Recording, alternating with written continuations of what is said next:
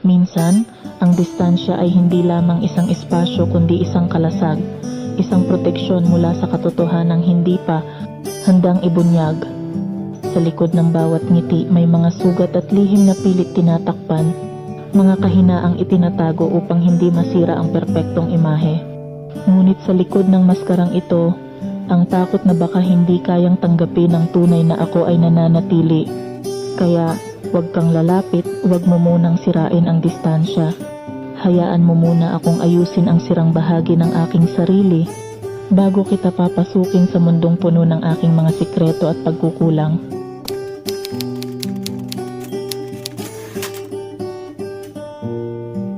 Huwag kang lalapit, dyan ka lang sa medyo malayo. At baka makita mo lahat ng tinatago kong sikreto, kasama ng aking kahinaan na pilit kong tinatakpan, mga sugat at peklat na nililihim ng aking katauhan. At kung malaman mo kaya mga sugat ng kahapon, mga kasalanang nagawa noong unang panahon, kaya mo bang matanggap ang siyang katotohanan? Pag di na ako nagpanggap sa tunay kong kaanyuan, huwag kang lalapit, kung maaari dyan ka lang muna.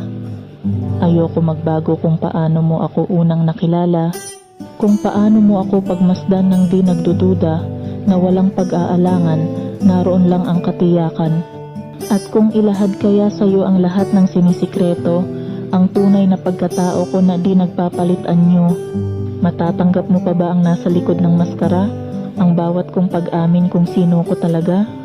Hindi na ako yung taong puno ng alinlangan. Sa pagbabago, sana mabigyan ng pagkakataon, dahil sa bawat pagkakamali may natutunan at sa bawat sugat may paghilom na kailangan.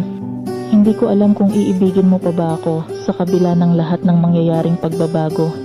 Pipiliin mo pa ba ito ng tapat at buong buo, ang puso kong nagmamahal sa'yo kahit ika'y niloko?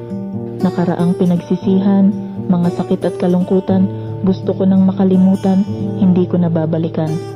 Sa bawat luhang pumatak, sana'y malunasan, ang bawat sugat na iniwan, malinis at mahugasan. Hanggang diyan ka na lang, ako'y iyong pakinggan. Kung ayaw mong masaktan, huwag nang ipagpilitan.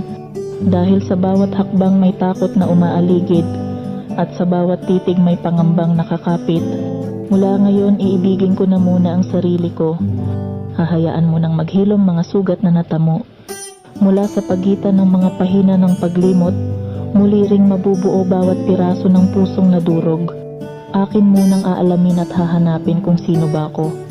Akin munang aalamin at hahanapin ang totoo.